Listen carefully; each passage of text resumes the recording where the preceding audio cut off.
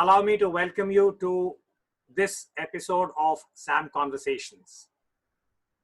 Thank you. This is a very significant week because starting today, May 25th, we would have two punctuations in relation to the Modi government. The first is that in this week, Modi 2.0, the second tenure of Prime Minister Modi, would be completing 1 year. The second political punctuation, which I think is equally significant, is the fact that in the same week, Prime Minister Modi, as an individual, would be completing 6 years in the office of the Prime Minister, meaning that he had completed one tenure of 5 years starting May 2014, and he would have completed one more year in Modi 2.0. So I thought perhaps you could help us to place this in context, that if you look at the big picture for India in relation to foreign policy and strategic issues, how would you describe the glass in terms of being half full, half empty, challenges? And there seems to be a sense of deja vu. Even as we speak, India and China currently are in a rather tense standoff on a territorial issue, apropos Ladakh and the line of actual control. So perhaps you would like to talk about these two situations and India's foreign policy / strategic orientation in terms of the achievements, the successes, and the challenges. Ambassador? Thank you, Uday, and very happy to be, having this conversation with you. As you said, that this is something like a landmark moment for the Modi government. The fact that we have 6 years of Prime Minister Modi as the leader of the country, and this also marks the 1 year of his second term. So both important landmarks. Now, as far as making an assessment of Prime Minister Modi's leadership is concerned, there are certain things which are very apparent, and we have had occasion to talk about this before. One is that this is a Prime Minister who plays very much in the sense of leader to leader, believes a great deal on the value of personal diplomacy, his own connect with leaders, which he believes is a big asset for India's foreign policy. And I think this is hugoplasy, whatever they call it, hugoplomacy, hugging and diplomacy. That is one aspect, of course, of personal diplomacy. But more seriously, I think he does believe and believes rather strongly that personal diplomacy, leader-to-leader diplomacy, the leader being very hands-on in terms of foreign policy making. This is something which runs like a theme throughout these 6 years. And I doubt whether you will see a change in that respect. The second aspect which is very important is also the connect that we have seen, not only of the government, but also of his party, with the Indian diaspora. That, how do you marshal the considerable economic and even political influence which the diaspora has, especially in some very important countries like the United States, for example. How can you leverage that again to advance India's interests? And that too is quite a consistent policy.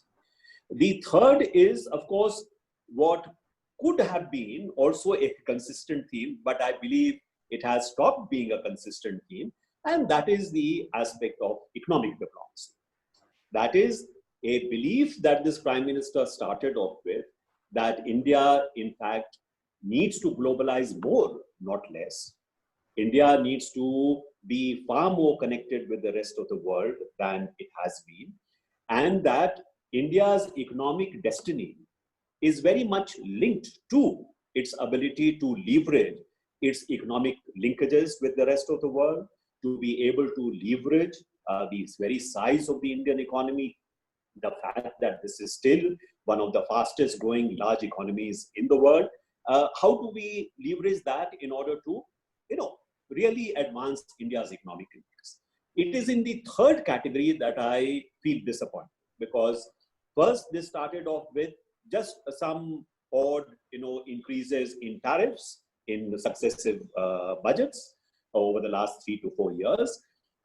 Then questioning of the value of free trade agreements that India has with various countries, to actually opting out of the Regional Comprehensive Economic Partnership, or the RCEP.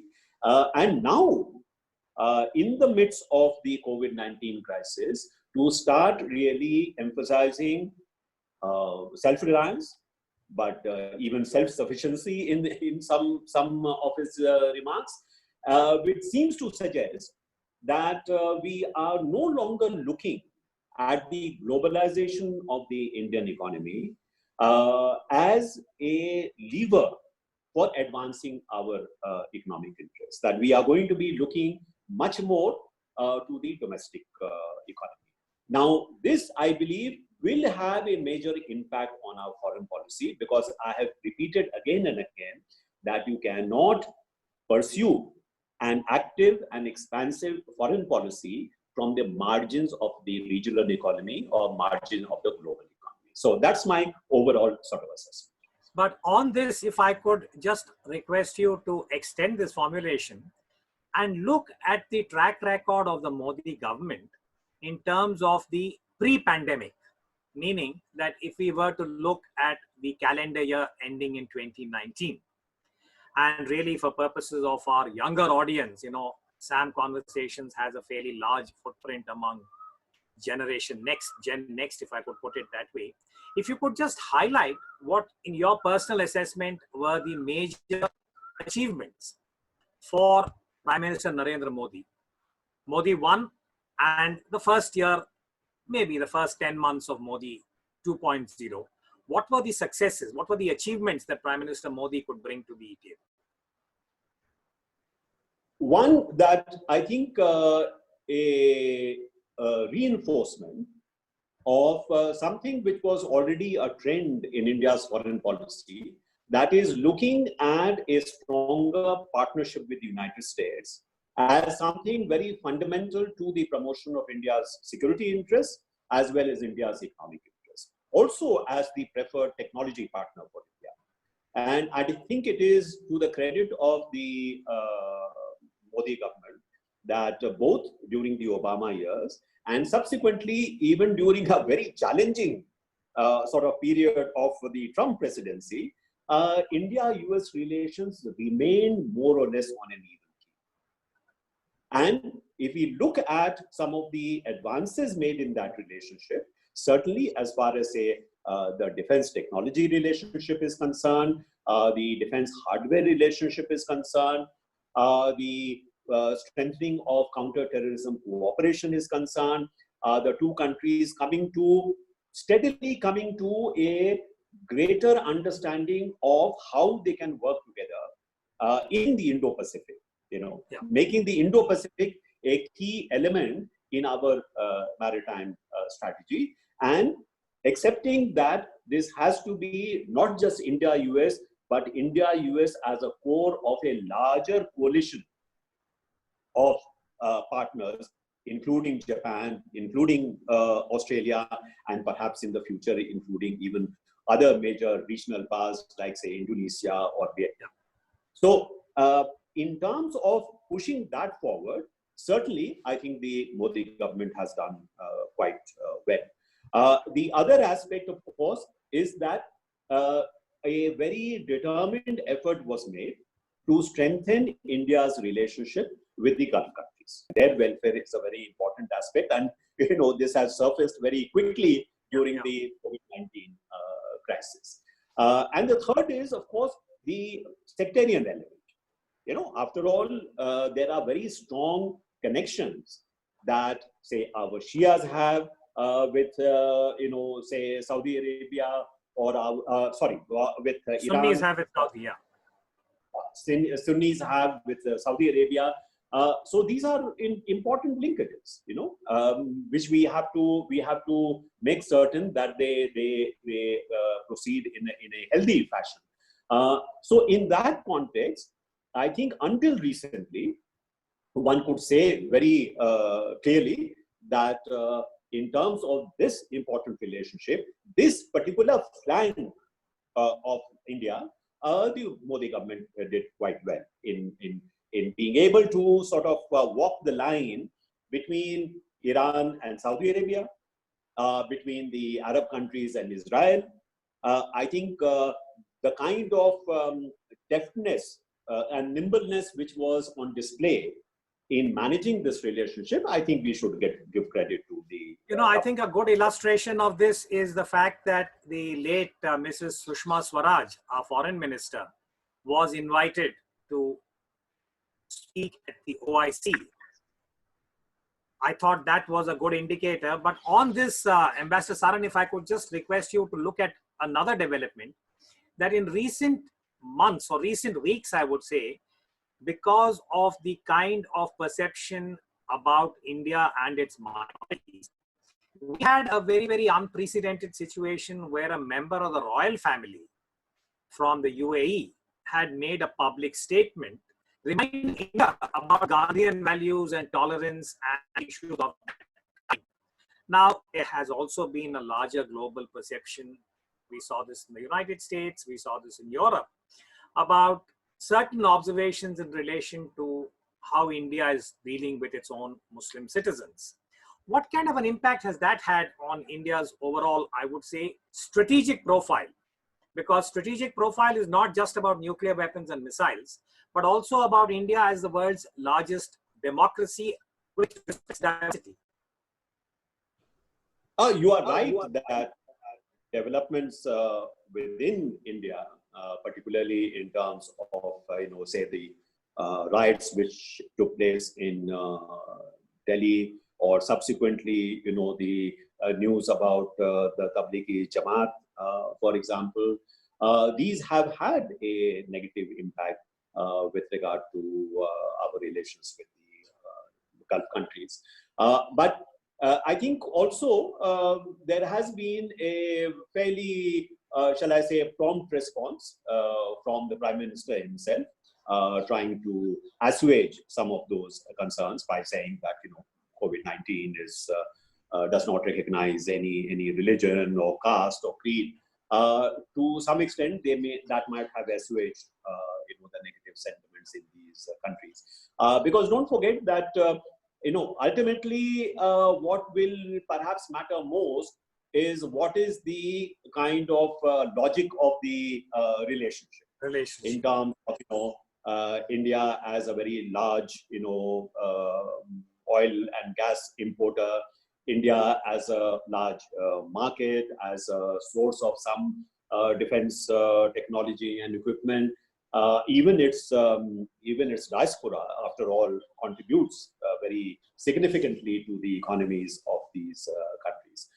So some salvaging has been done, but I do hope that going forward, this is a matter which relates much more to our own domestic situation. I think the last issue, if I may request you, Ambassador Saran, sorry for interrupting, but I thought that before we close, could I request you to look at the current status of the India-China relationship, particularly about the LAC and the kind of tension that is now prevailing in that part of the territorial dispute that's been going on for 60 years almost?